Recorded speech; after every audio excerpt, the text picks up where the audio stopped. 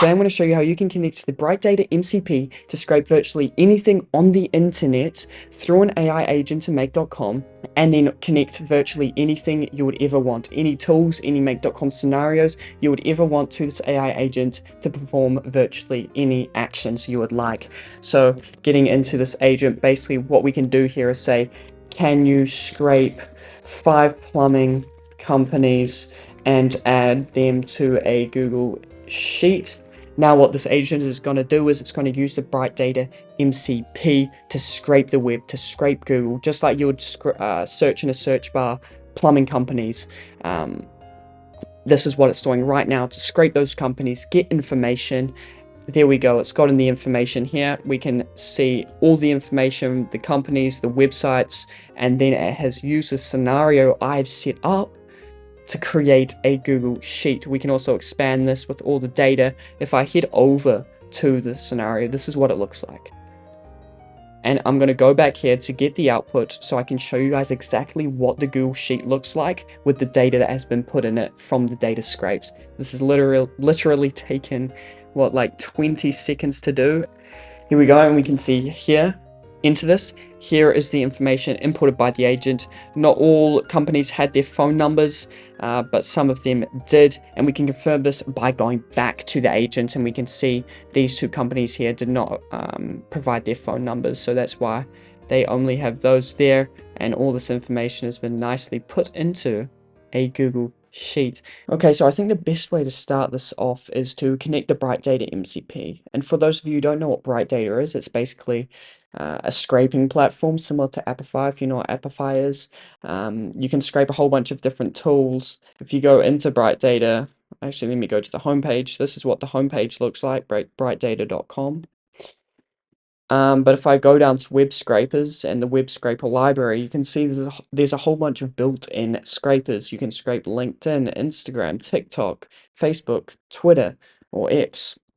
And you can imagine in these, if we click on one of these built-in scrapers, you can scrape posts, profiles from these websites, YouTube. And the reason I got interested in Bright Data is because I heard some of their proxies actually power Apify. And for me, being a long-term Apify user, and I love the tool very much, hearing that they're using the power of Bright Data's proxies, I got extremely interested in what Bright Data is all about. So today I thought I'll create an AI agent, connect the MCP server in Make.com, and test it out. So heading back into Make.com, what we'll need to do is, where are we? Here, create an AI agent down here. You have to have a paid plan to create an AI agent, but it's only $10 a month. And then what we do is create an agent. You'll need to connect your OpenAI connection. It's super easy. You just choose OpenAI and you'll need your API key. It's super easy to get. You just go to openai.api.com or something. No. Or you can just search an OpenAI API and you'll go to the API platform, and then once you've logged in, you're sent to a page like this. And then I believe where you go is, where do we go? Billing. Yes, so click the settings and then down to API keys. You'll be able to create an API key here. Create new secret key, copy that, paste it into Make.com to connect your OpenAI account. Now what we're going to do is create an agent name. I'm going to say example, Bright, I cannot spell. Here we go, Bright Data AI agent, the model, I'll just do 40 system prompt. You are an agent who scrapes data. There we go. I'm going to build upon the system prompt later on. I think towards the end of this, when I have everything connected, I'll create a more extensive prompt for the agent. But you can see here, you can add context. This is just like files you might add to give context, background information for the agent to use.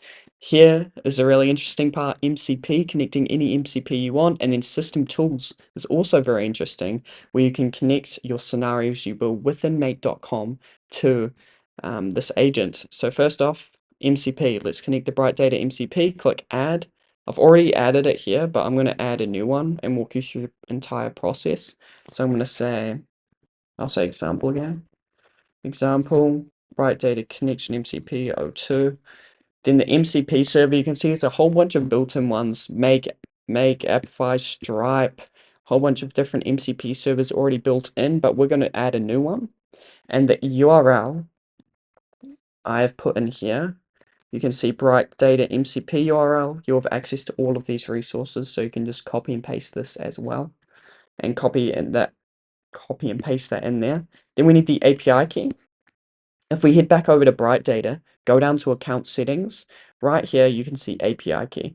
Sometimes they do expire. You can see this expires when the 21st of October, so around 2 months. But then to refresh it, you can just simply click refresh. And once you've done that, we'll paste the API key there, click save. And then Make.com's automatically going to connect to this MCP server with all of the tools it has access to. So you can see here for Bright Data, we have a search engine. So that's like Google, things like that, searching Google, scraping Google, and then a whole bunch of built-in scrapers, LinkedIn, Crunchbase, Facebook, TikTok, all of those ones we saw from before are in here. Click save. You can see we have 59 active tools. Now what I want to do is test this connection to make sure it's all okay. I'm going to click save at the top right and go, can you scrape Google for 5 plumbing companies in 5 plumbing companies in Belgium? Okay. And then we're going to be able to see exactly what it's doing. The query, plumbing companies in Belgium. So what this is doing, you can see the search engine is Google. It's coming in here and just doing this and scraping these websites it sees here. Maybe we see similar ones. Let's see here. Plumbers.be. Do we get that one? No, that's slightly different. But you can see here we've got a whole bunch of plumbing companies with the .be domain, and we've got ratings, open, phone number. Now what we can do is do virtually whatever we want with this data, which is pretty cool. We now have access to a chatbot that can access the entire internet and scrape a whole bunch of data. You can also add more MCP servers. You can add multiple. You just click add here, and then you select the MCP server. Maybe you want to connect Make, or something. You'll need to add the URL and then click save, and that new MCP server will be added, as well as the current one you have. So you can have 2 MCP servers connected to the agent, 3, 4, whatever. It's not limited to just one. So now what we're going to do is we are going to connect a scenario to Make.com. So I'll show you the 2 ways you can connect scenarios, and the 2 ways you can trigger scenarios through an AI agent. And yeah, what I want to do out of the scenario is add the data that we scrape from the agent with the MCP server from Bright Data. I want to be able to put that data into a Google Sheet, because I think it'll be helpful for the data you scrape to be able to be put into a Google Sheet for you to view, rather than just in this chat interface. So at the moment, if we click add here, we only have access to one scenario. And I've created a new scenario here. And one of the ways you can connect a scenario to Make.com, to an AI agent, sorry, is if I add a random node. You can add any node or module. I'm going to say name, and I'm going to say Seb. So this goes for any module in Make.com. You can do this. All you need to do is change the trigger here to on demand. Now, I'll activate the scenario as well. Now we should be able to see this, another scenario within the AI agent. When we click add a system tool, we can see new scenario. Here's that new one. If we click add now, because we changed the trigger to on demand, we can connect it to the AI agent. Then if I run this, it should trigger the scenario. So if I click out here, we should see a new success field on the right hand side here. Is there a description? Okay, I'll keep it at that. Use this tool when you want to get a name.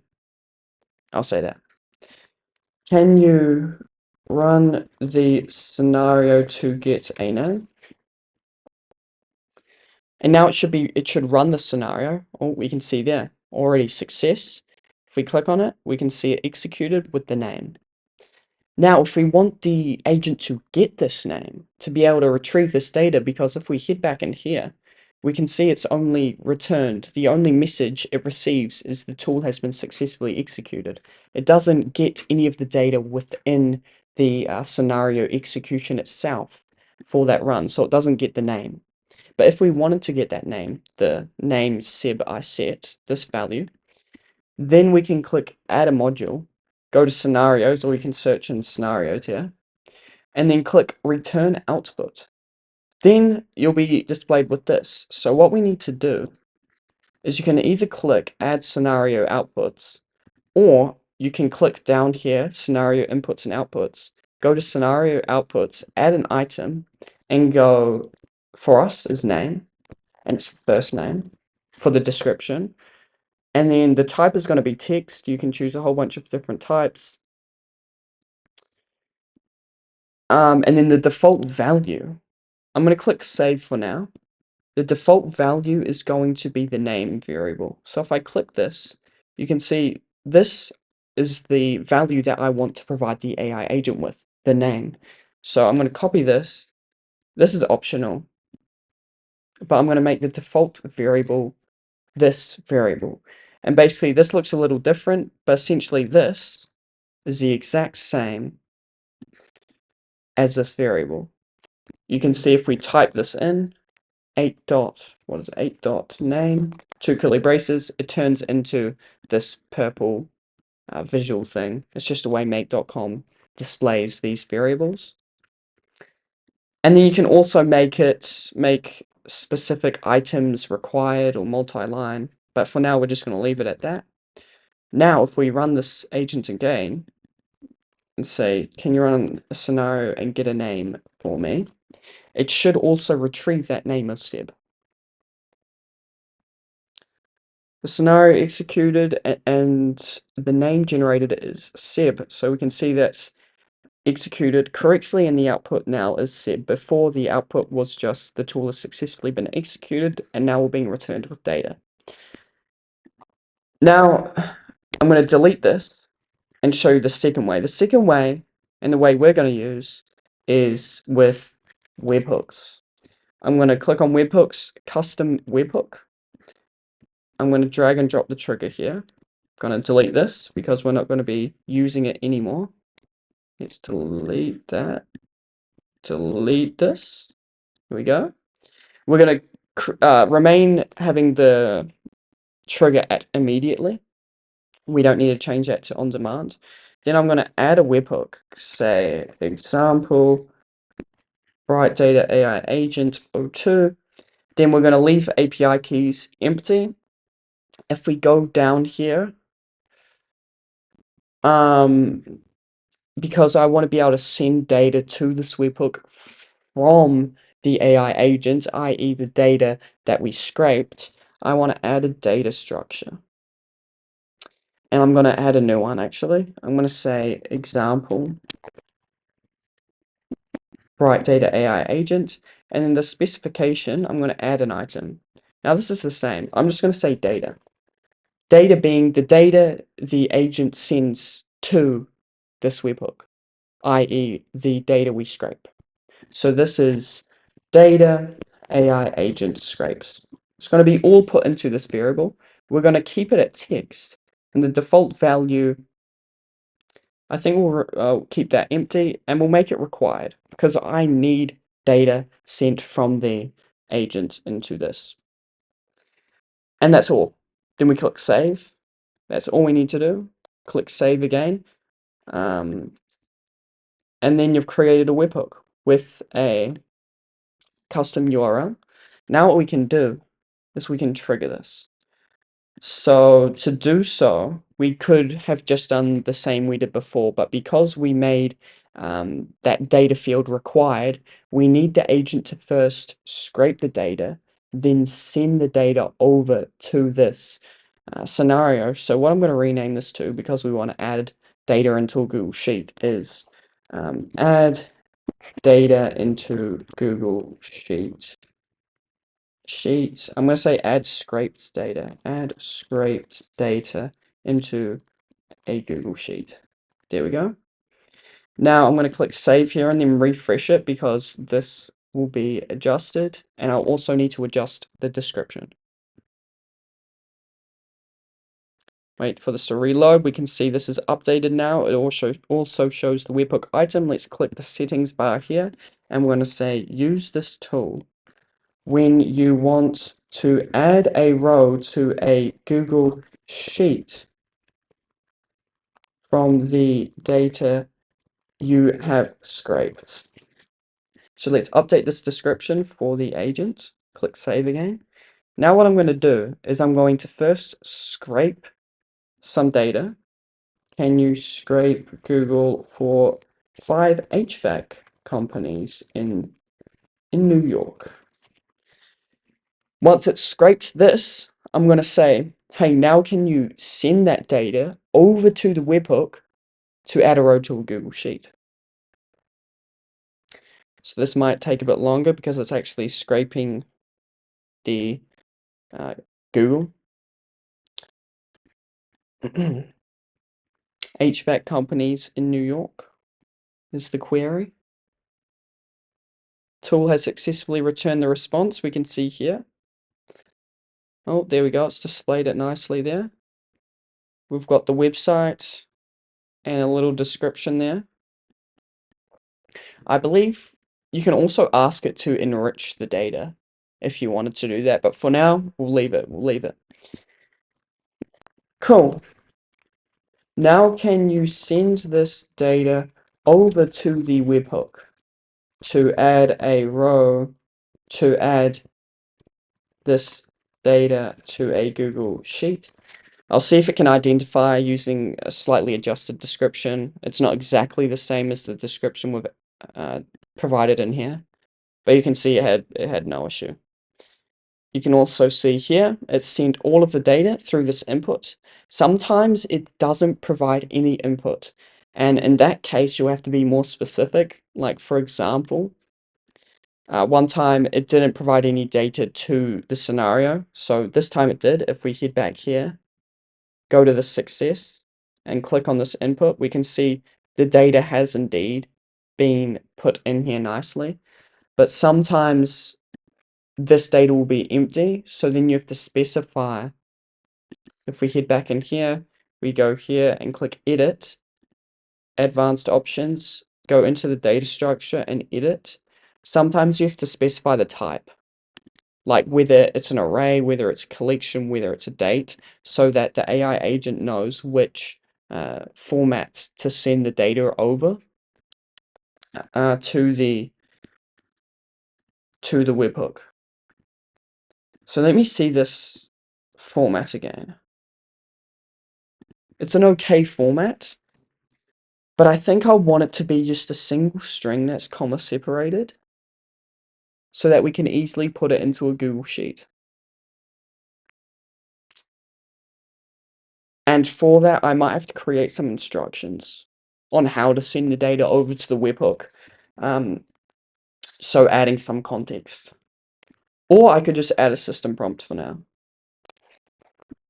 and say, when sending data to a webhook, make sure that the format is in text and send the data over as a string that is comma separated with each given data set / item. Okay. I might have to provide an example, but I'll see if it can get it now. And if this does work, it's going to be good because it'll make it easier for us to map this data into a Google Sheet. So I'm going to say now, hopefully I can just use the same data we scraped before, and for it to send it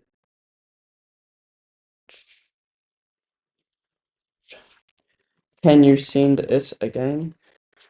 Um, so hopefully it sends it in a different format and it's not in that nicely structured format. You might want it to be in that kind of format if you add it to something like a Google Doc, for example. But for us, it's not something that I'm looking for. And it doesn't look like it did what I wanted, so I might have to provide an example. What's the time? There we go. Let's see. Data. Yeah, it's not. It's not in the format I want, so what I'm going to do is I'm going to add some context. I'm going to say in the stock guidelines for sending data to a webhook. And then I think I will copy this. Hashtag example. And then I'm going to head over to here and say, can you create a random string of random data? Use example data that I might scrape from the web like this. Okay, I might just provide the information it's scraped here and go here.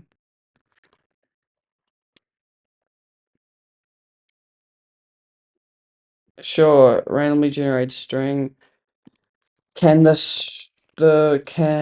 string be comma separated and one continuous string? So like this.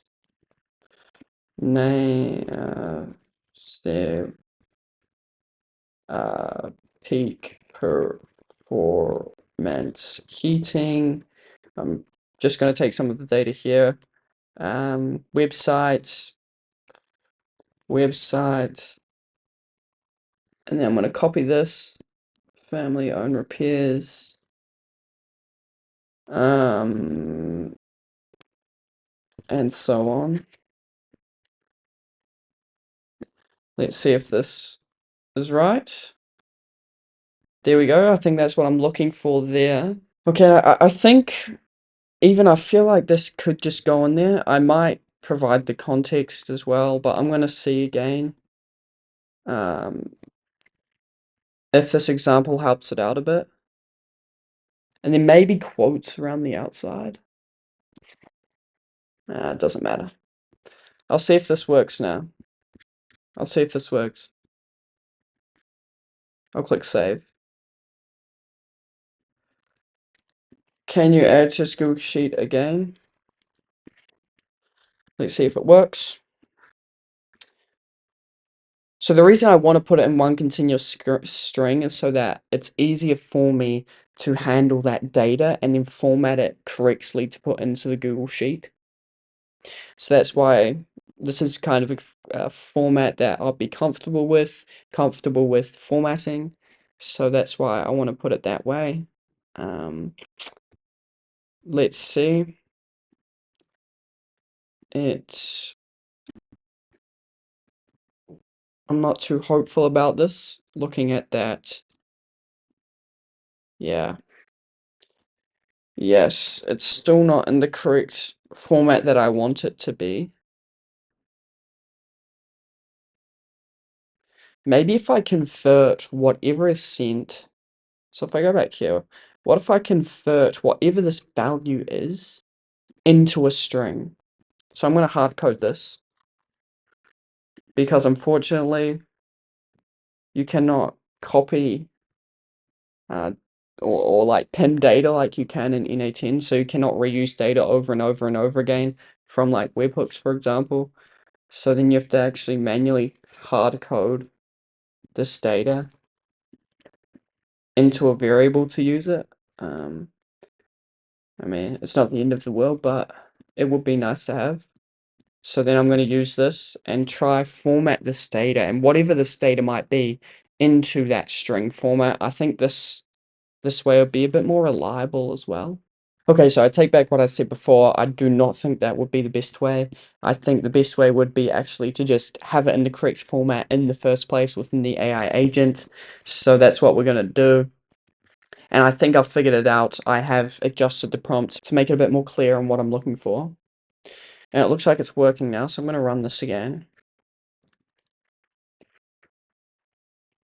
And let's see if it works. Actually, I disconnected the tool. It's probably going to error.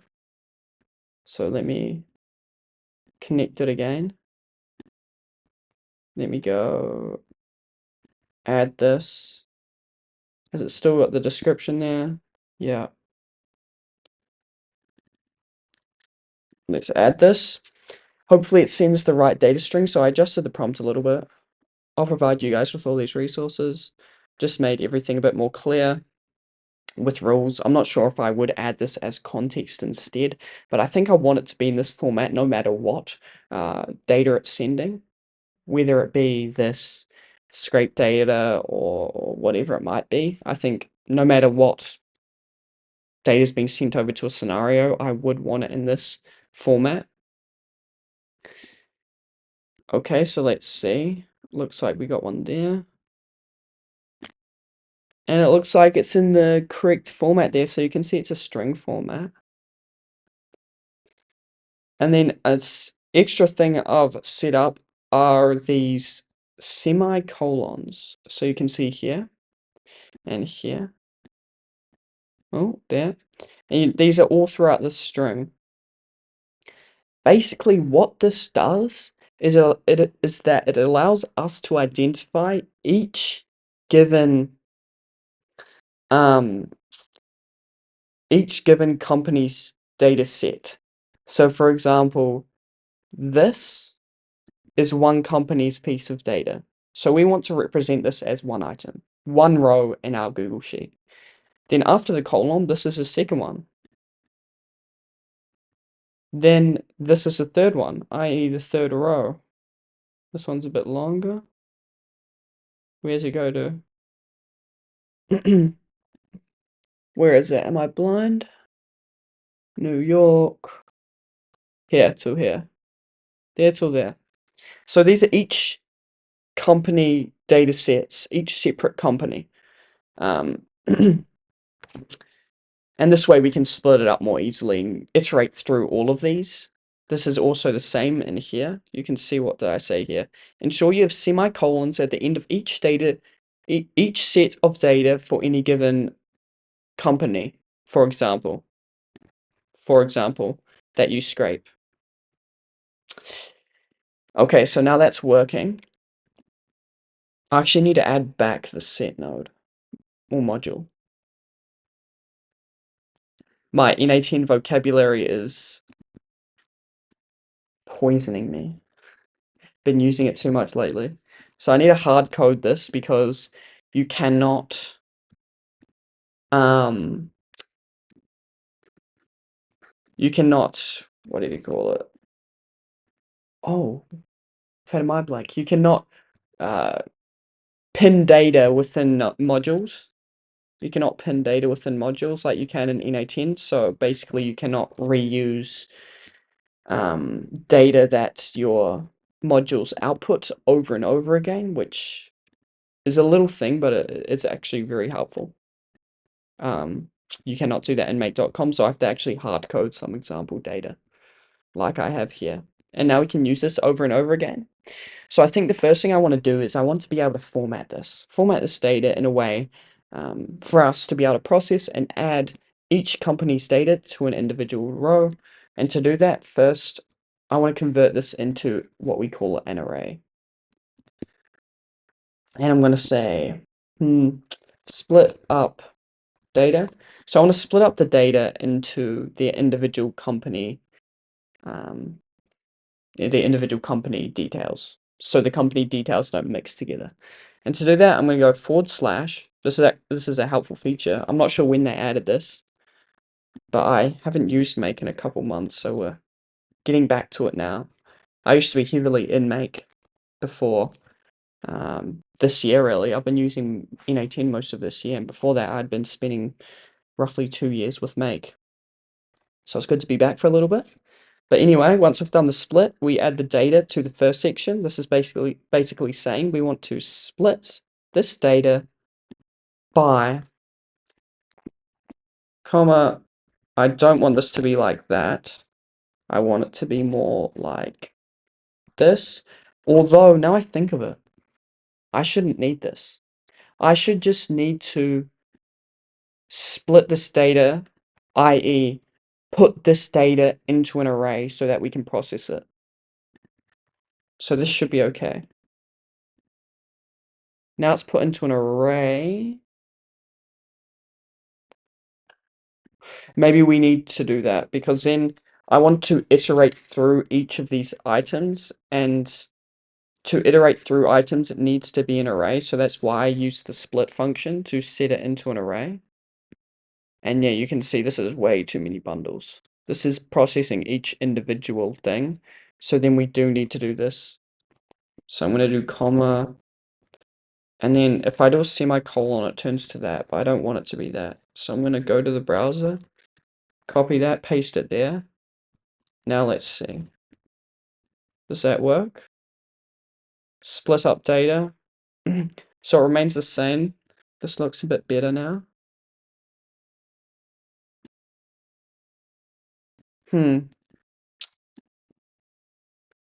Let me do a bit of testing here. I might need to try a few things. Okay, so it removed that. Add module. Set variable. I'm just going to name this test. This doesn't really need to be an array. I could probably just do that. Because there's always going to only be one item there. Let's try this.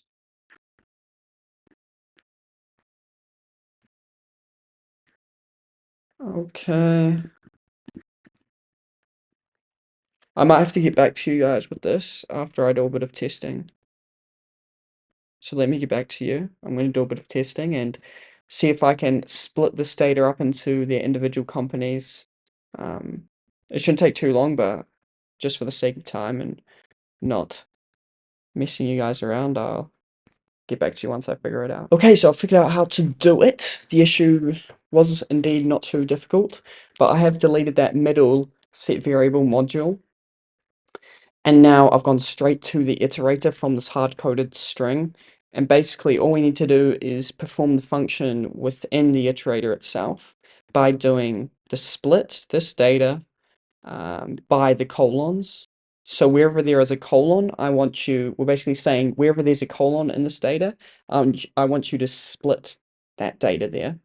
And then also by using the split function, we convert this string into an array so that the array, the iterator, can process this information.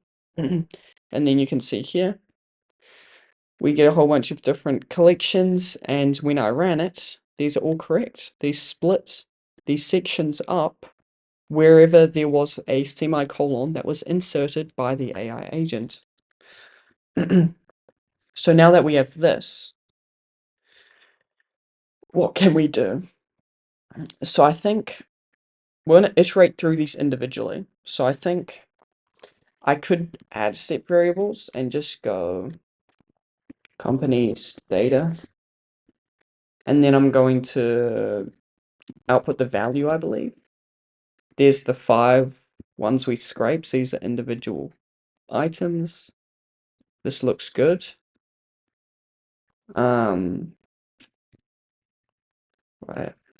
I'm going to rename this. There we go. So now we've set the company's data. We need to put these all individually into a Google Sheet. And if I come back here to the information I had, prepared texts, this one, I believe.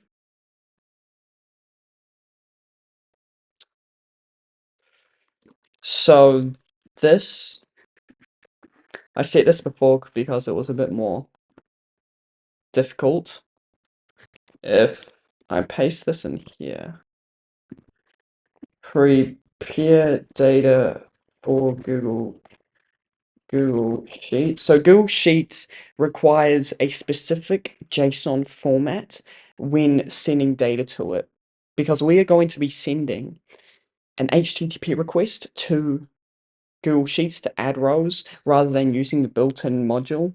And the reason for that is because we are going to have different kinds of data each time, and we cannot just map individually each variable.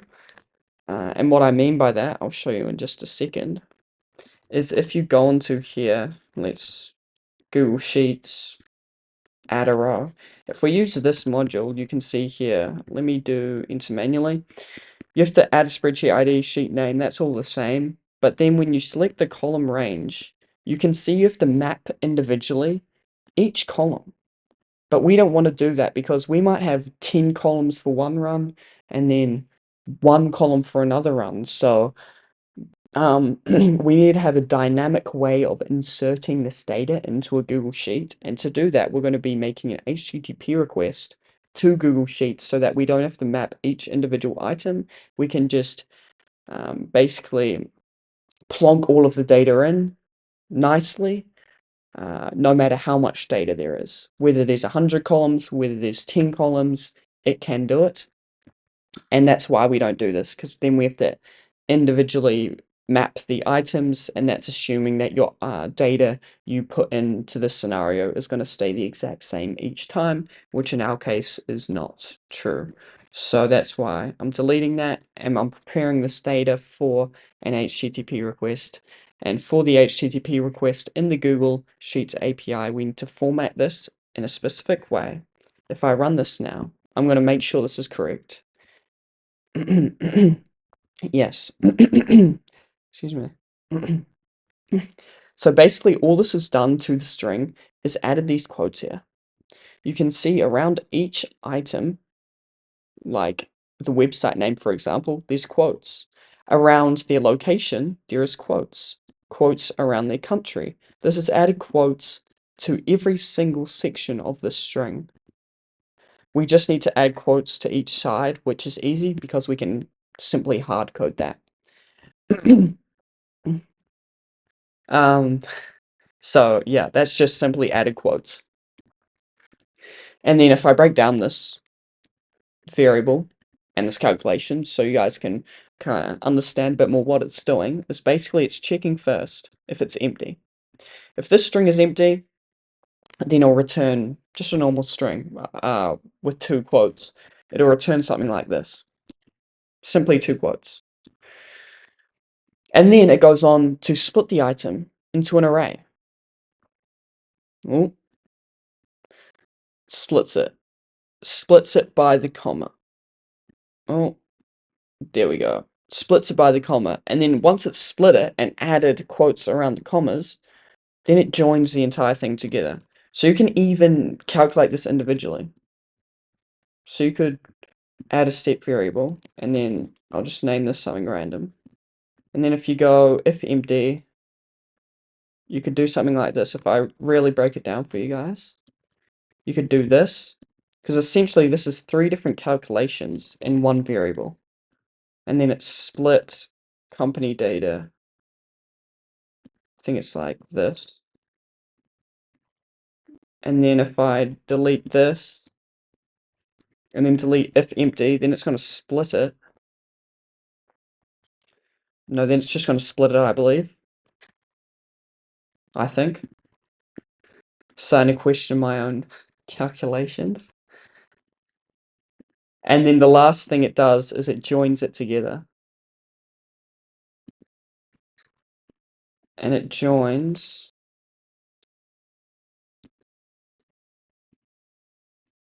this together.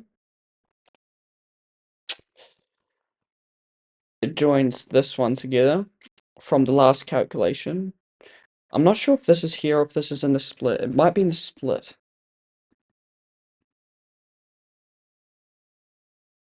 What does it do here? So this converts it into an array like that. Yes, okay, this is right.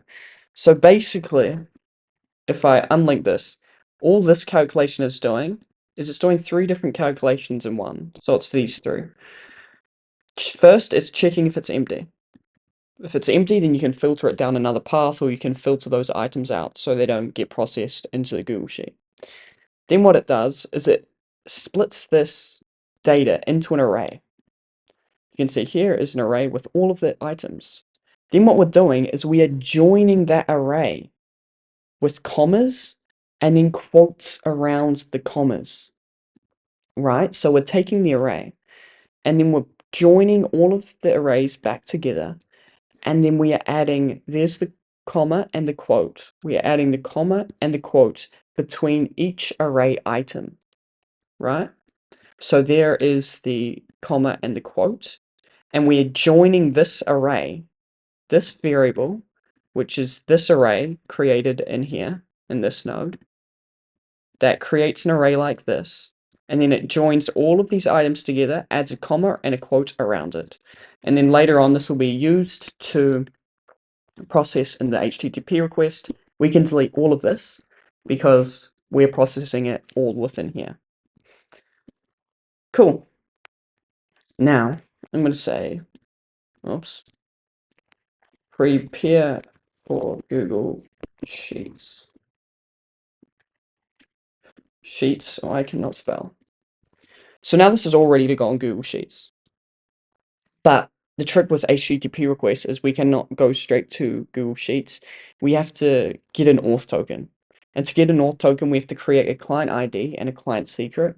Then we have to use that client ID and client secret to get an authorization or authentication code. I forgot which one it's called. And then we have to use the authorization code to exchange for a refresh token and an access token. An access token allows us to make requests to Google Sheets to, for example, add a row with data to a Google Sheet. And then the refresh token allows us to refresh the access token, because the access token is only valid for a period of around 1 hour, give or take. So then you have to use the refresh token to regenerate a new access token so that we can continue making requests to Google Sheets through an HTTP module in make.com. So how we are going to get this? First is by going to Google Cloud Console here, and we're going to be creating a project. If you sign in, if you haven't signed in, you have to sign in. It's completely free. I'm going to create a new project. I'm going to say example Bright Data MCP. Organization, if you have a Gmail account, you won't have an organization. I cannot have a colon. But once you've created a project, it'll take a second to load. And then you have to click select project. You can confirm you're on the right project by looking at the top left here. Example Bright Data MCP, that's the name. Then we need to go to APIs and services through quick access, or you can go to the navigation menu. APIs and services is right here. Then what we need to do, once we're in here, is we'll need to enable APIs and services to enable the Google Ads API. So on the search bar here, just go, I'm going to write Sheets. Google Sheets API is the one we're looking for. And then we're going to click Enable. So we're going to enable the Google Sheets API. Again, this is free until you get more into production. But I've never actually paid for Google Cloud Console in all of my time using it. So yeah, I use it for simple things like these. And once you've connected, you'll want to go down to OAuth consent screen and then just click get started. Then you'll need to name the application. I'm just going to say example Bright Data MCP consent screen. User support email, my email. Internal, external, you'd select that if you want people outside of your organization to have access to this Google Cloud Console projects. So when you're building things like SaaS apps, for example, you would click external for like authentication and integrations with Google. That's when you would use that. Server.savvyflow.com. Then next, Oh, I agree, continue, and create. So it's super simple really to do this once you understand a little bit and you follow these exact steps. Then what we're going to do is we're going to create an OAuth client. This will give us the client ID and the client secret. We're going to do web application. I'm going to say example again, Bright Data MCP OAuth client ID. And then the authorized redirect URIs. There's going to be two, but I think we'll start off with one. And I'll show you why in a second.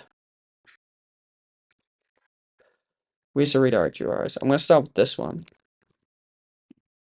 And then just paste this in here. I'm going to click create. Now we get a client ID.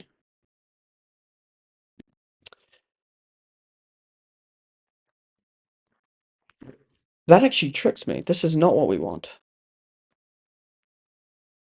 We don't want it. We want a client ID and a client secret. This is a new interface, or relatively new interface. I'm still getting used to it. What we actually want to do is not get a client ID. We want to head back here. Let's go back to APIs and services. We want credentials. Then we want to create a credential. Oh, it is what we want. Oh, my bad. My bad. I'll just name it that for the sake of keeping this shorter. Okay, ignore what I just said. I'm going to keep this exactly the same. I'm going to go create. Yeah, it was weird though. I didn't get provided a client secret. That's why I thought it was wrong. It must have been the same because we're in the same dashboard again. Anyway, so now we get provided a client ID and a client secret. I'm going to keep this window open, although you do get access to it again if we click OK. You can just simply click back on it, and here's the client ID and the client secret down here. But what we're going to do now is we're going to head to, I'll actually search it in a new bar, because I think I've already done it here. Yeah, reset all settings. So you want to go to developers.google.com/OAuth playground. Then the scope we want to use is Google Sheets. Do I have it in here? HTTPS, this one right here. Nice. So you guys will have access to this. This is one of the required parameters for sending HTTP, or one of the required scopes, I should say, for sending an HTTP request to make.com, to Google Sheets, sorry. So before I click authorize, what we want to do is go OAuth 2 configuration in this top right hand corner. Then I'm going to say use your own OAuth credentials, and here I'm going to add the client ID and client secret that we just created. And I'm going to simply copy paste this directly in here. Client secret, paste it in there, click close, and then go authorize API. Then I'm going to sign into my account. Here, now we have the authorization code. Now we can exchange this code for a refresh and an access token. And you can see here, it's valid for 3,500 seconds. Oh, let me go back up here. And these are the two important codes that we will make a request to. And before we do that, we need to make a request to refresh the token. So what I'm going to do is I'm going to add an increment node actually first, because I only want to pass one item through. And then I'm going to add an HTTP, make a request. Then the URL I've put in here. Where is it? Here. This is the URL. The URL is that the method is get. Then the body type, we're doing application x www URL encoded. That one. Okay, and then there's going to be a bunch of different parameters that we need to add. One of them is the client ID. I believe it's just like this. One of them is a client secret. One of them is it authorization?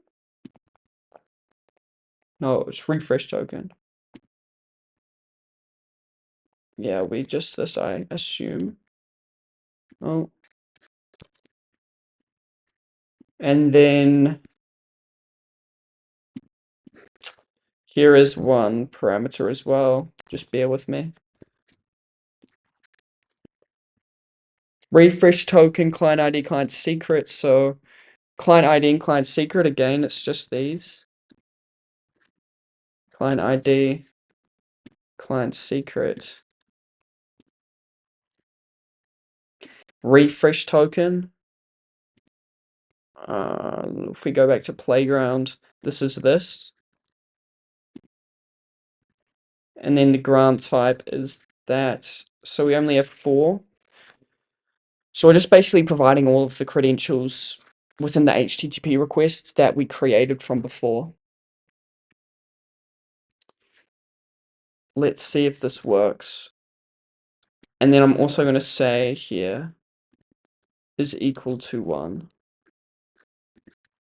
Because I don't want to run this 5 times. Let's see what's wrong here.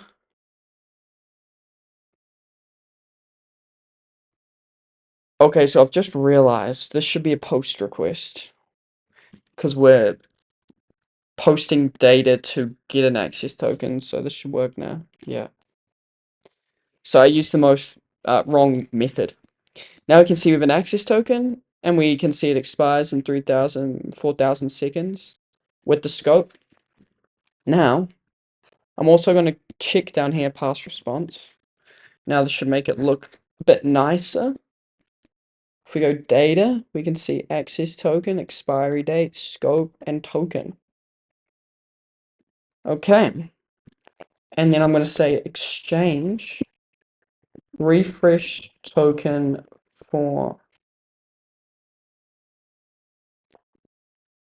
new access token. Yes, I think I'll keep it at that for now. And then now we have an access token, we can make the request to Google Sheets. So we're going to HTTP make a request. The URL I have constructed already in here. You guys have access to this exact Google Sheet URL.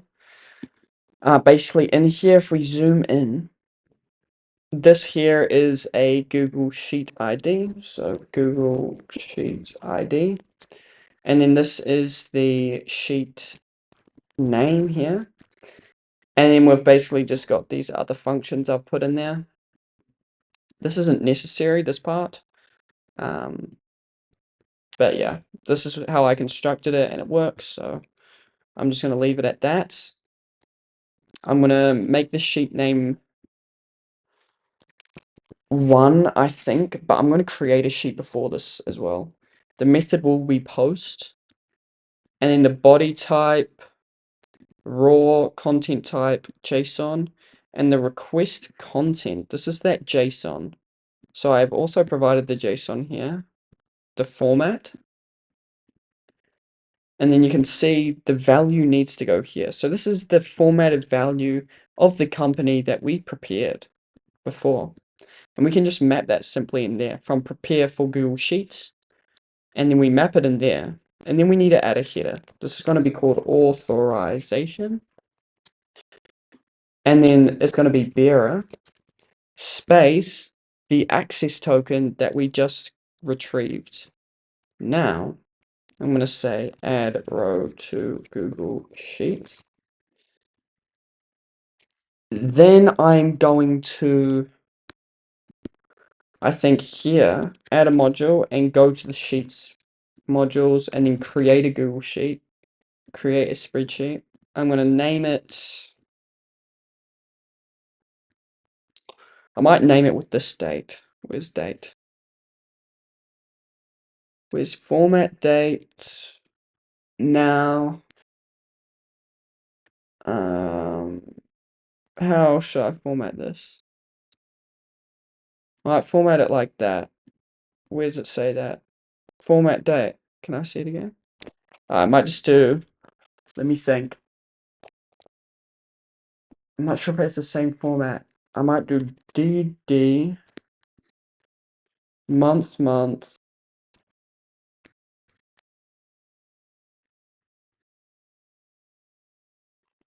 Yeah. So day, month, year. AI agents, example, make.com.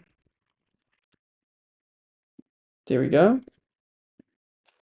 Create a sheet, and then I'm going to go up to here. Oh, what am I doing?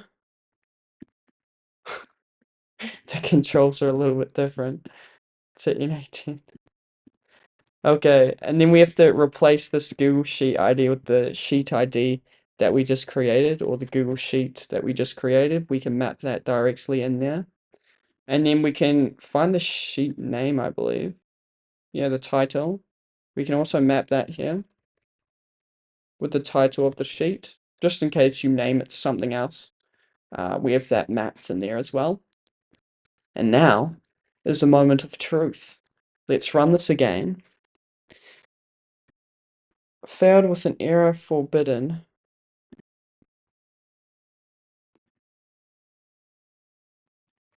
Maybe it's a lowercase b? No. Beer. Is it? No. Unauthorized for some reason. Ah, I think I know why.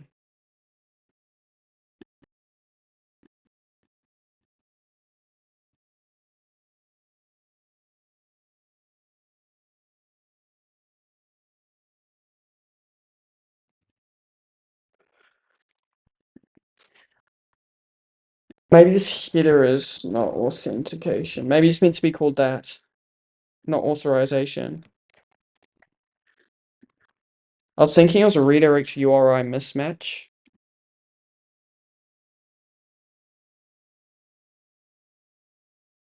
It says credentials missing, but they're not missing. The thing I don't like about Google's documentation is it gets a bit confusing. So I've gone to, if you go Google Sheets API pinned a row, and you search that in Google, go to Google for developers and make sure you're in reference. I'm gonna say HTTP requests because it's just a little bit confusing in my opinion. Like here, I'm constructing the URL. If I go to overview, I'm trying to find what does it say about authentication.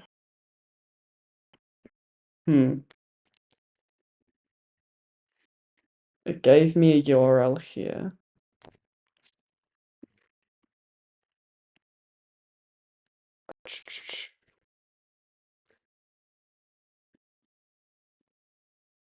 Create, because I did do this. Unless I didn't add all the scopes. Maybe I'll try that. Come back here. Go to the... Where are we? Overview, maybe? Overview, no. Branding. I'm going to click through all these tabs. Example.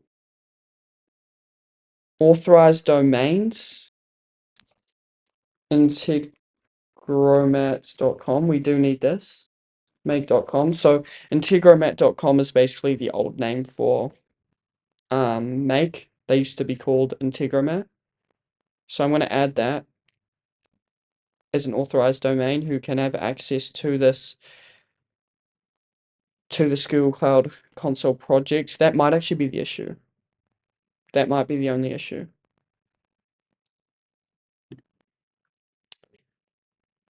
But I'm going to continue going down here. I'm going to add or remove scopes, and then I'm going to search in sheets. So these are basically permissions that I allow this project and these client IDs to have, and I'm just going to select all of them. Click save. Okay, now let's try this. I might have to refresh something or create some new tokens. Because I'm not sure why it's saying unauthorized. It's like I'm putting the wrong header in here. It's like I'm putting the wrong header in here.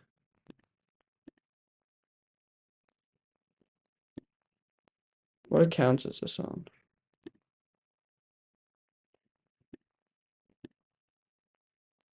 Or this? This is on there.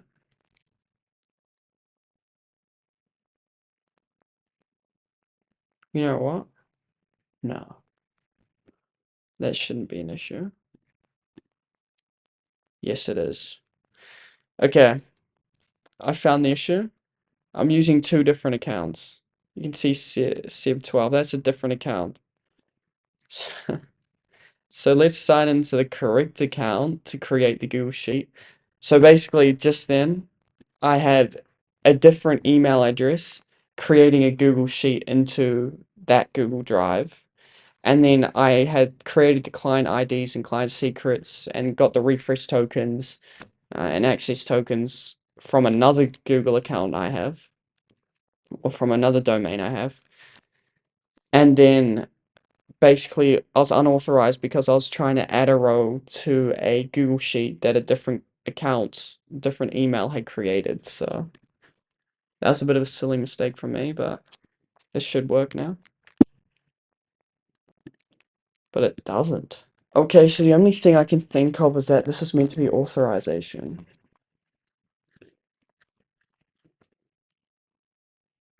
There we go. So what's the wrong header name? Mismatch of accounts.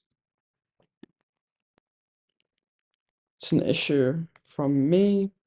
Now, let's go to the URL. Where's this? Spreadsheet URL. We can see if this worked. There we go.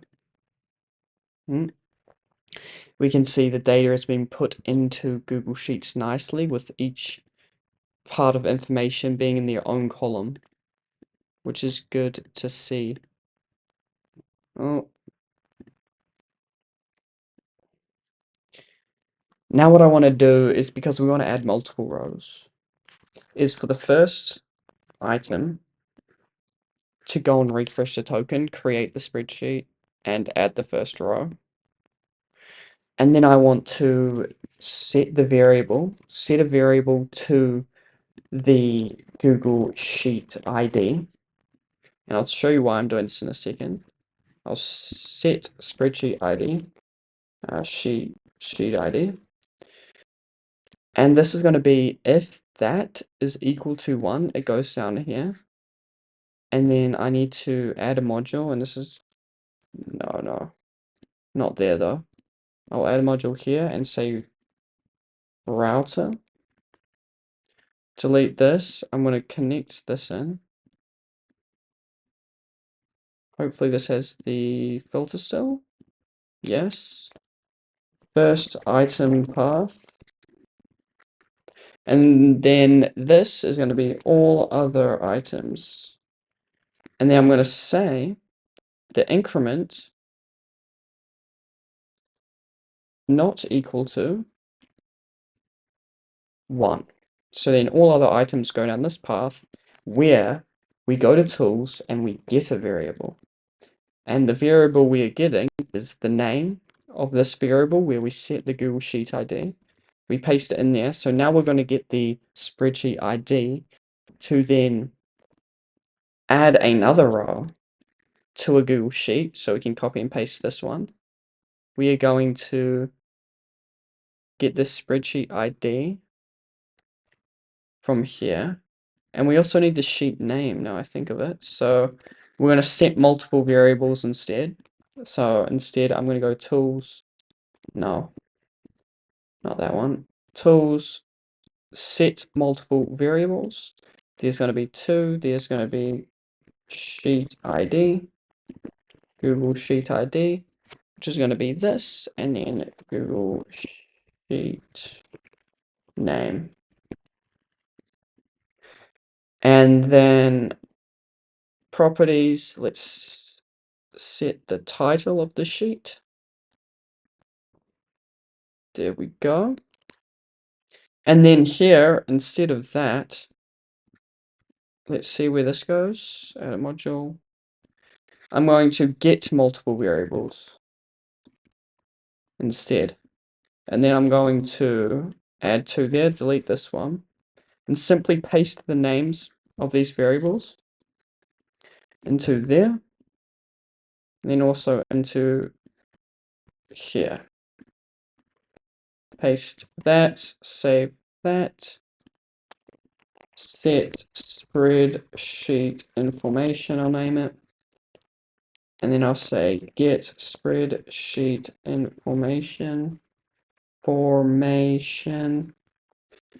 There we go. And then in here, we can set the Google Sheet ID and once again, the Google Sheet name. Then for the access token, we need to also set that here. So let's go access token.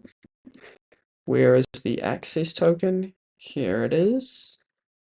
And then we are also going to get access token in this get multiple variables. Paste the name there.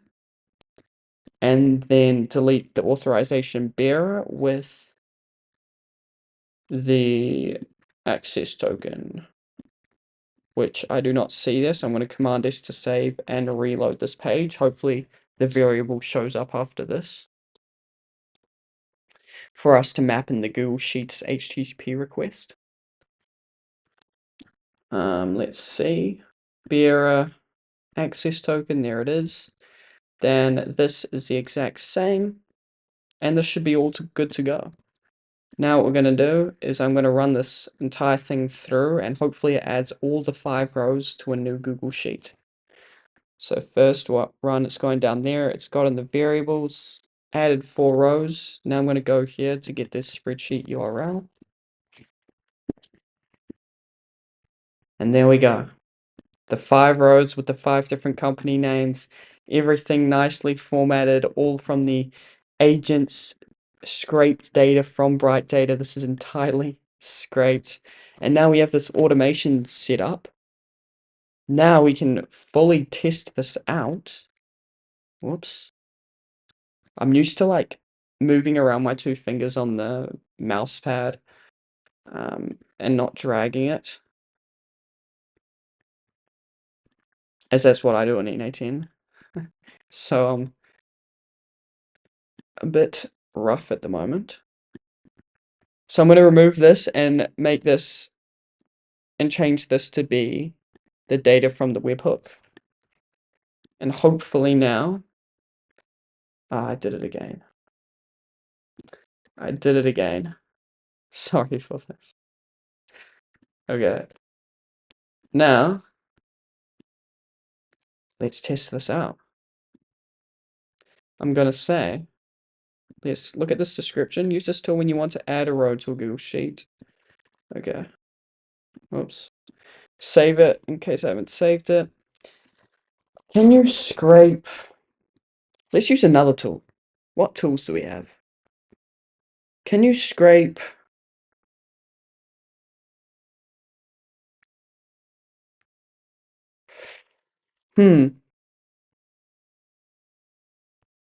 Maybe I say, can you scrape 2 Reddit posts from the subreddit? Let's head over to Reddit. Yeah, why not? Let's do N18. From the subreddit N18.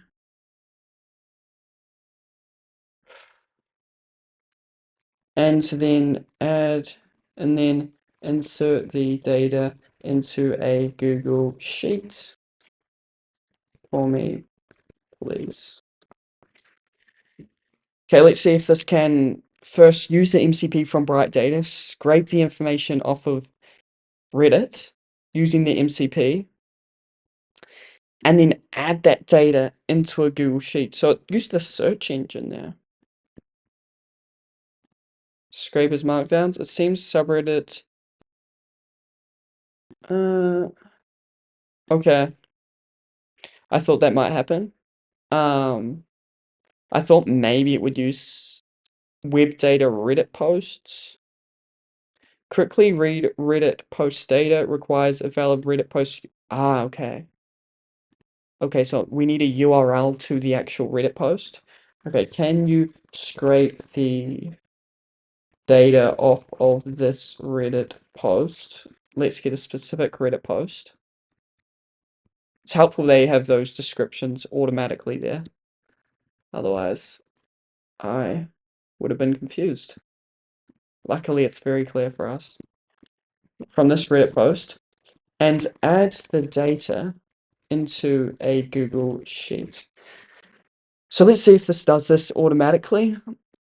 It should use this tool, web data Reddit posts. Yeah, there we go. It's identified the correct tool to use. Now it's scraping that data. And now it's sending the data over. This is pretty cool. Now let's look at the flow. Go back here, executions. Let's see. It's added a row to a Google Sheet. Let's see the input here. The input is this, which is very good. Question with WhatsApp. That was the Reddit post. It split it up because there was only one post. There didn't need to be, or these didn't need to be split up into multiple different bundles or items.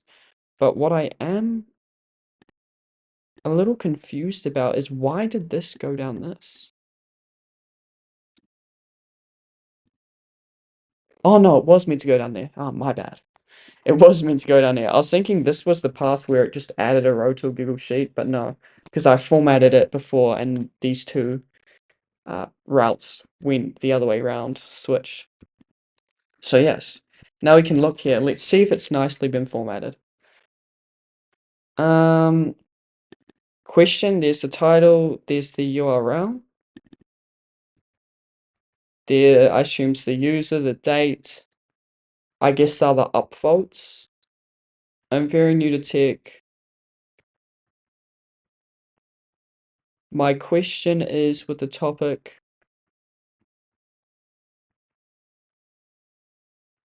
I think this should be. I think this should not be split across multiple different things.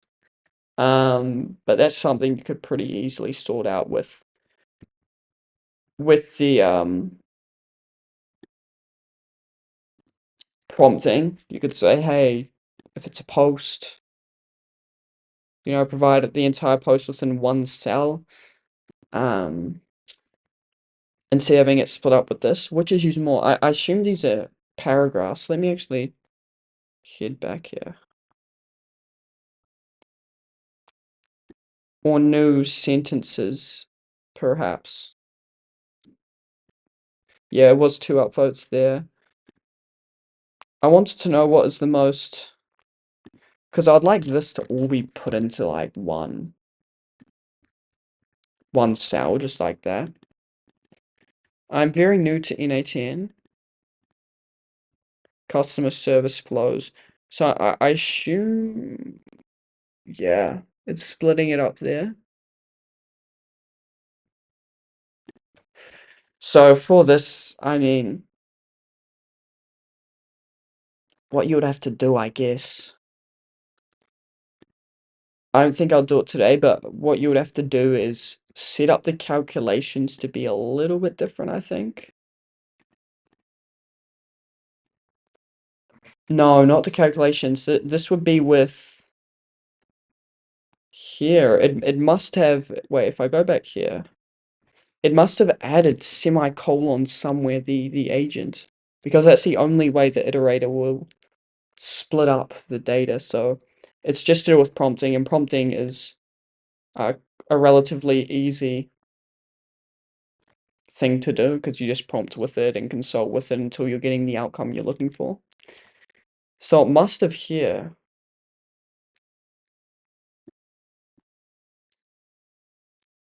My question is the flows. Wait, I'm gonna see if I can download output bundles. It must be. There's The user, hello, I'm very new to service flows.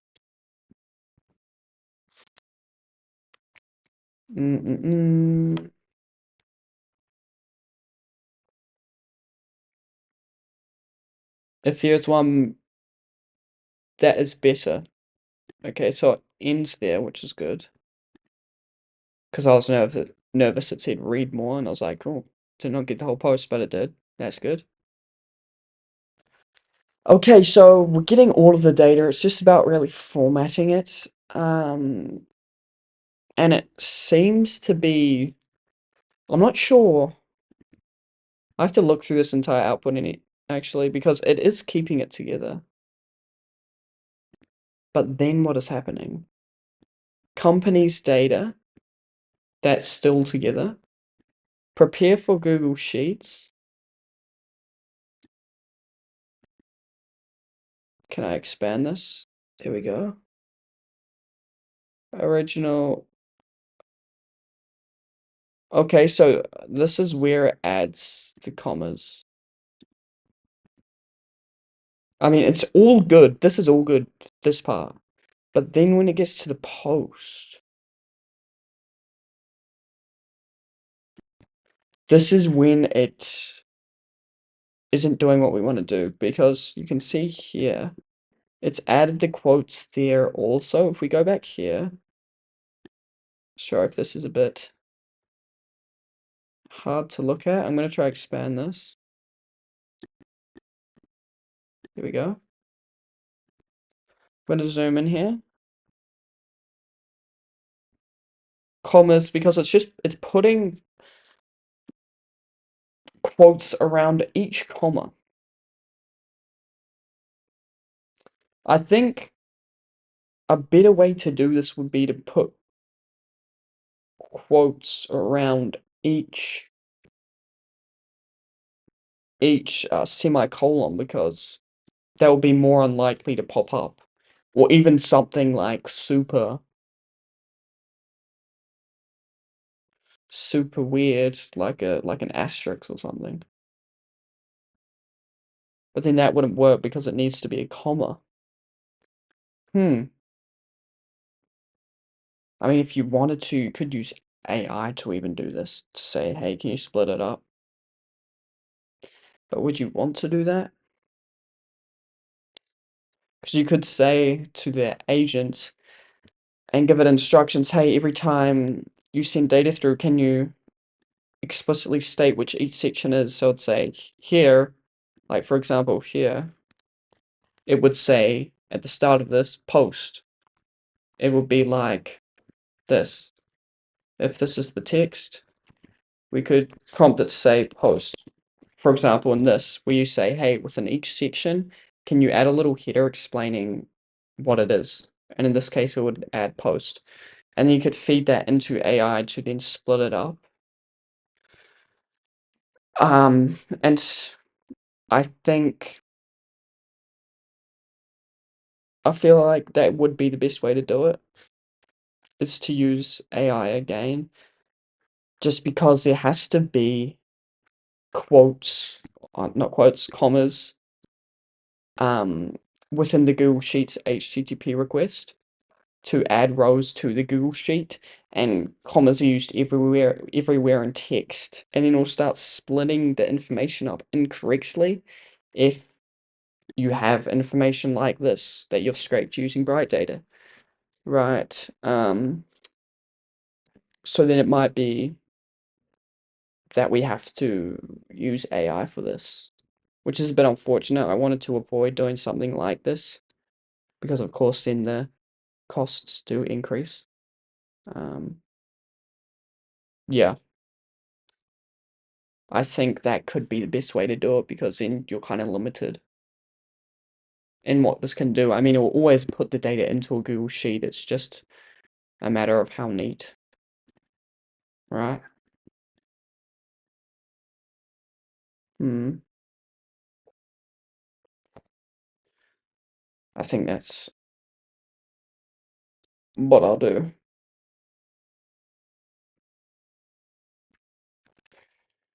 Yeah, I think that's what I'll do. Let me look at this calculation. If empty. Maybe we don't have to do this. Maybe.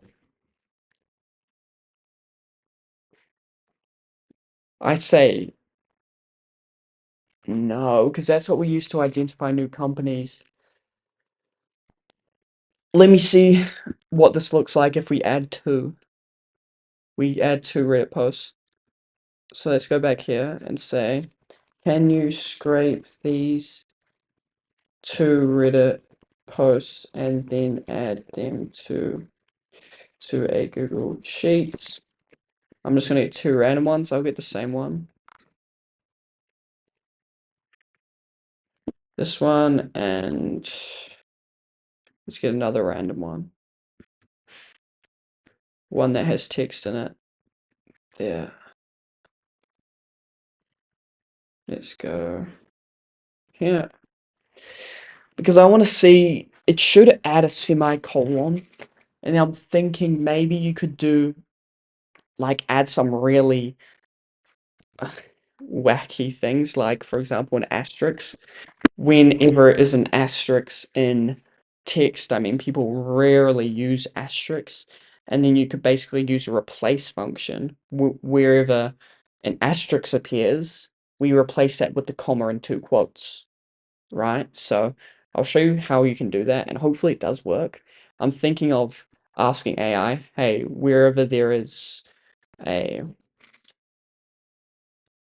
new row that should be in a Google Sheet, add an asterisk there, or wherever. No, I won't say that because I want to use this format every time I send data over to a webhook, and every time the webhook might not be triggered to put data into a Google Sheet within a specific scenario that we create. So I might say, hey, use a semicolon for each data set, like I've already told it, for each company's data set. And then I might say also add an asterisk for each piece of data within that company's data set, if that makes sense. So a company's data set might include a company name, it might include a website. And if you have a company name and a company website, what I'm thinking on doing is if you have Bright Data, I don't know, company name Bright Data, and then website, let's just provide this. And then instead of having a comma there, I'll say, hey, I want you to put an asterisk here between each one. So then with the third set, it might be an asterisk, then it might be location, New York. And then say this is the end of the company data set, then I'll add a colon. Then it will be the next company. Something like make.com or maybe it's make. And then I would have an asterisk, make.com website, asterisk, right? And so on. So then having colons to identify the end of a company's data set, and then asterisks to identify each of the items. And then basically what I'm thinking on doing is replacing these asterisks within make.com through a calculation with a quote, a comma, and another quote. And simply replace all of the asterisks wherever they are here also with the quote, comma, and quote, so it's valid for the Google Sheets API. So I'm hoping this will work. I think I'll ignore what it did here. Maybe I still look. I want to see if there's that semicolon as well. Let's see if it did add the semicolon.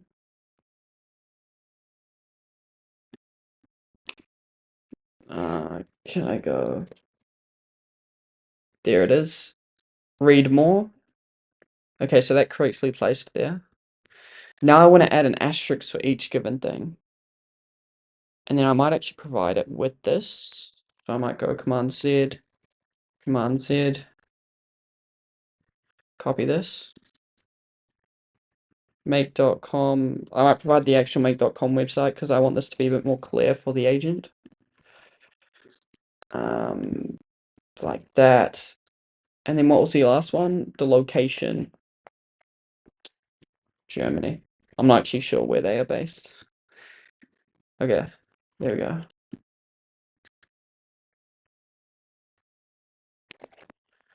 Furthermore, for each given item in a data set, I want you to add an asterisk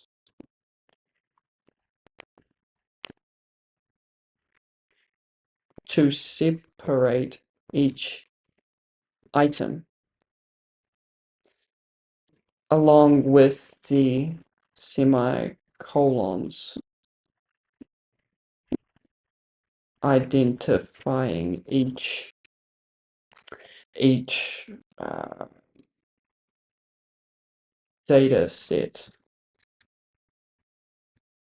for a specific company, post, etc. Let's see if this works. I'm going to also add it here. Ensure you have an the asterisks. Now do this with, well, starting to lose myself in the keyboard. At the end of each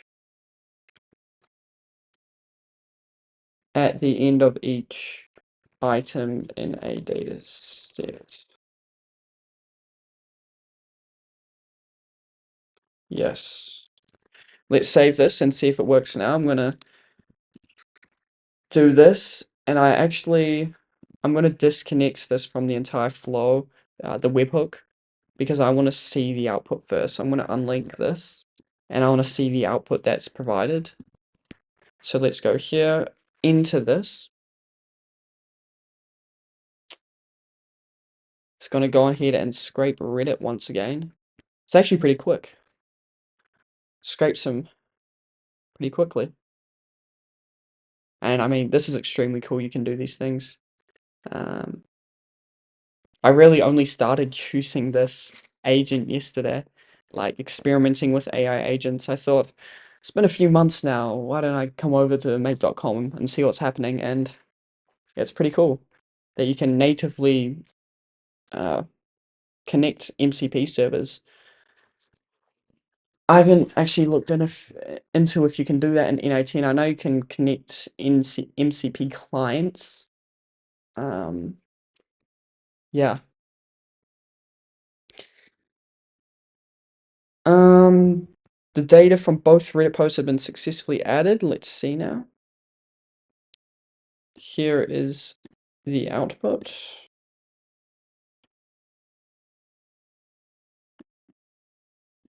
Okay, so it doesn't look like it added the asterisks anywhere.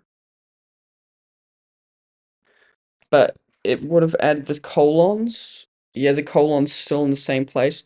So it must have not identified the new instructions I gave it. That's the only thing I can really think of. So I'm gonna say the same prompt and then say make sure you follow the updated instructions in formatting the data to send to the webhook. Okay, hopefully this works now.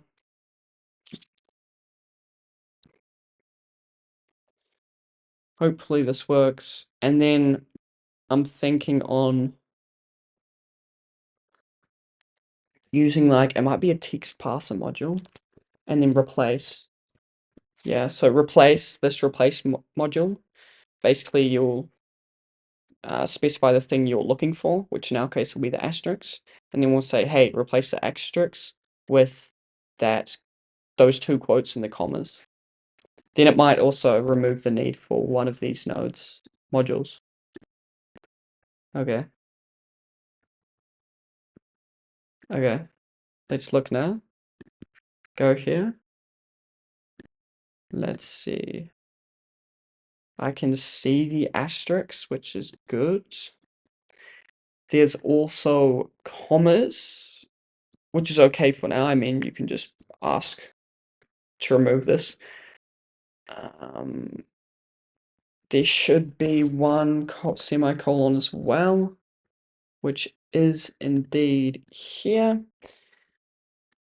I could say, hey, at the start of each data set, don't put a semicolon. It didn't here. Or here. It didn't there, which is good. But it did here. Which, I mean, it should be okay. Maybe. It should be okay. It might just not look as nice. But let's try this out. Let's try this out. Let me actually retrieve this data first. Let me copy this data. This should make it more foolproof.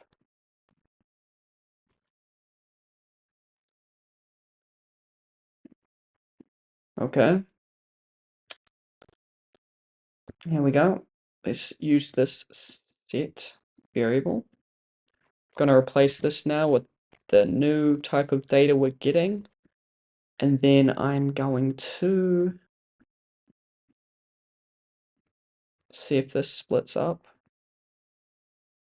I'm going to replace this data with the data here.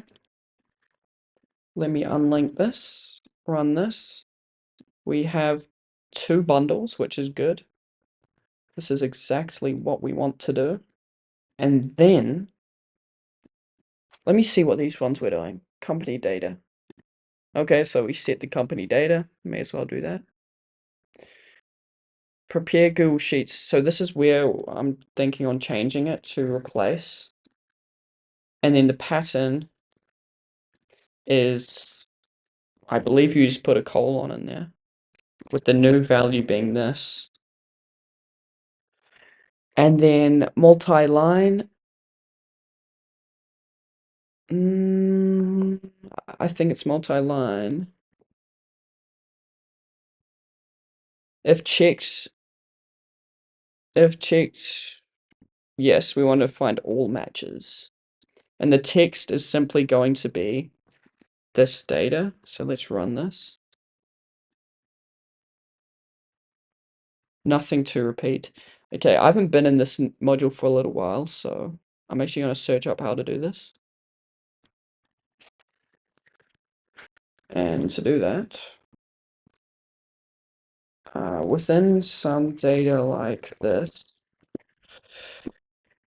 how can I use a replace module in make.com to identify the asterisks and then replace all the asterisks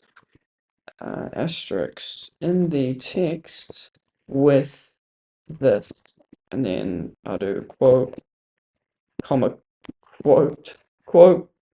There's not a comma. Wait, quote, comma. That is.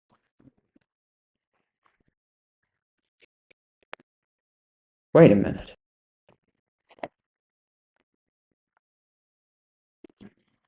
Okay. I was pressing the wrong button. Must be a little bit tired today. Okay. Text defined backslash this. Wait, I'm also gonna read that note it said. It said note something. I know it was a simple pattern, but no, you must escape the asterisk with the backslash since it's a special character in regex. Ah, okay.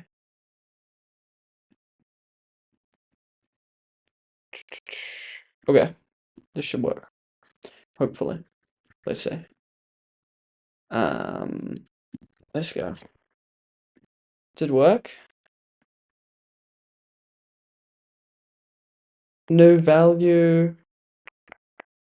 It didn't replace. But it did replace in this one. I'm really tired today. This is the input. This is the output. It did work. It did work. Okay. It did work. Ah. I'm too tired today. Okay. So now I should be able to remove this and go directly into here. And then in this values, I should be able to use this text here. And then do the same in here. Replace this with the new text. Hopefully this works. It'd be great if I get it first go.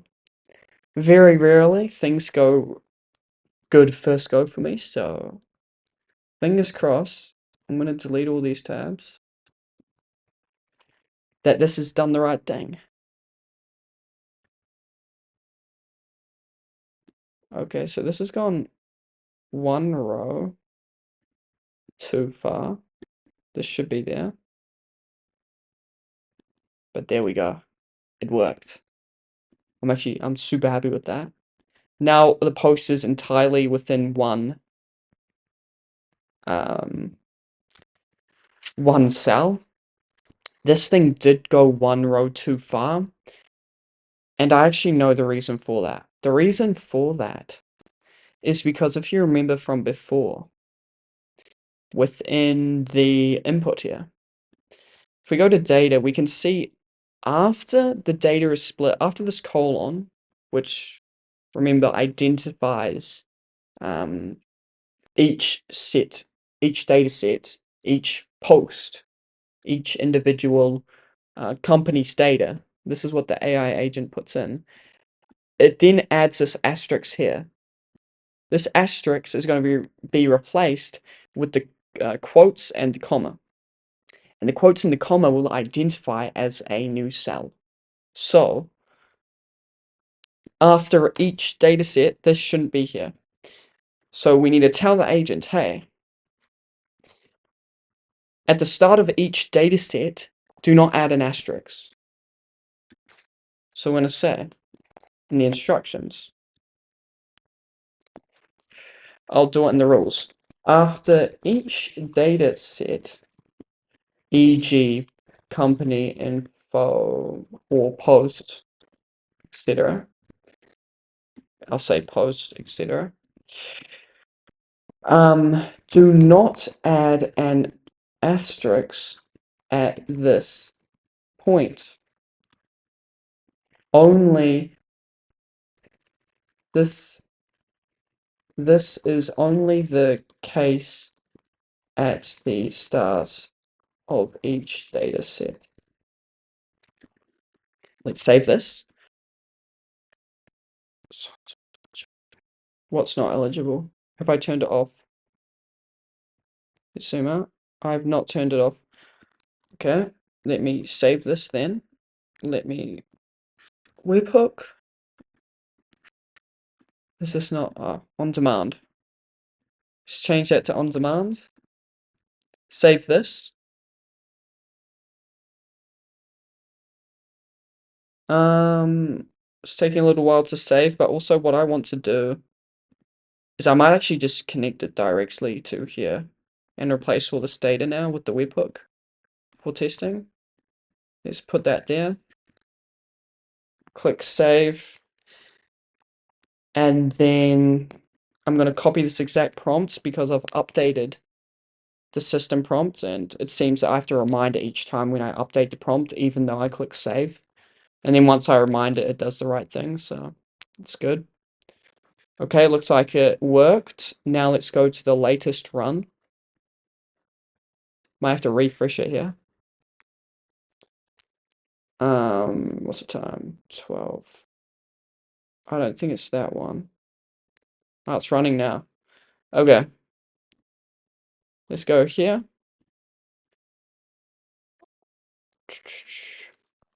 Command F, let's search for a colon here.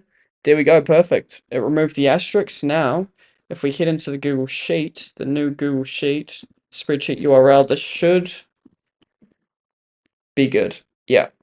Now these are in line. We get the Reddit URL. We get all of this data, all of this within a correct cell. I'm also going to test this back with scraping standard Google. Can you now scrape Google for 5 5. I'll do plumbing companies again, companies, and add the data to a Google Sheet. Let's see if this works because it should work, but I just want to double check because this is completely different data to what you get from something like Reddit, but it should be the same because in the end, all you're doing is passing data through. You can see here, we still have the commas. So if you wanted to remove the commas, like these commas at the end here, you can see all of these have commas. If you wanted to remove those, you could simply just prompt the AI, say, hey, remove commas at the end of each data set or data item, I've been calling it. And then it'll go ahead and remove it for you. But I don't think it's the end of the world having commas there. In the end, this still looks pretty good and pretty nice. You could also add headers, say, hey, can you add some headers? Although, when I think about it, this is kind of the format I would use every single time anyway, regardless of what the scenario does, just so I can split up the data into individual items and be able to identify, hey, what company is this for? Can I split this data into their individual posts or the individual company data? Yeah, so I probably wouldn't add headers. Maybe in a certain case I would, but we'll see. I felt like I was waiting for something. Yes, I was. The Google Sheet one. Here. Okay, Google Sheets. Let's get this URL. Paste it in here. Okay, so something happened there. This is the name. This looks like the location. This is the description. Unless, I mean, it must have not had a phone number. We can also double check this. Let's head back here and see if Mr. Router Plumbing has a phone number. I assume that would be the case. Where's Mr. Router Plumbing? Yeah, Mr. Router Plumbing doesn't have a website, so that's why that is blank. Let's see if they have a column B, so location. Yeah, no location either. Mr. Router Plumbing. Now what are Roto Router Plumbing, plumbing and water cleanup. That's the last one. So they do not have, what was it? A location. Yeah, no location. Okay, so that's all okay. These data points were just missing, and this is all 100% good and good to go. The notes and description, you can see here, same thing really. Although it's a little bit different, it's just the way it's formatted. Can't really change too much about that, but yeah, apart from that, this is all formatted nicely. We're sending data to a scenario, and then putting the data we scrape from Bright Data into a Google Sheet. Once you have it in a Google Sheet, you can download it as a CSV, you can view it, run calculations, export it. You could scrape an entire lead list and then use that lead list to upload it into your cold email sequences and into your cold email providers you use. I personally use Instantly. So you could do that. You could do virtually anything. You've live access pretty much to the entire internet with this Bright Data MCP in make.com. You can imagine how you could add new system tools, add new scenarios to perform different types of actions rather than just putting the information into a Google Sheet. But now really, if we go back here, the core of it is done. We are formatting the data properly and in a way that we can map the data through this first section here. Because we're doing this, we're able to map it nicely. And if you just start your scenarios off where the agent calls with this start, when the agent sends data over to a scenario, you can virtually add anything, and the sky's your limit. You can add so much cool things, more MCP servers, more system tools, although I wouldn't overhaul it to because then you could confuse the agent, and it could start going off on its own rants and hallucinating a little bit. But you really can do very cool things with this. And yeah, I'll probably adjust the system prompt again, or a bit more to your specific needs. I'll provide you guys with all these prompts and all the information and resources you need, including the templates. And yeah, you can imagine how you can do so much with this. Bright Data is an extremely cool tool. How I set that MCP server up in a couple of minutes, and the hard part being actually handling that data, which is always the case I find with automations. Handling the data is always the harder part, and picking out the right information and putting it in the right place. But the fact you can do this stuff now, connect to Bright Data, build a fully fledged AI agent that you can completely customize with live data, which is extremely cool. And really the important part, being able to have access to live data, scrape the internet, it's pretty cool you can do now. So hope you enjoyed this, and we'll see you in the next one.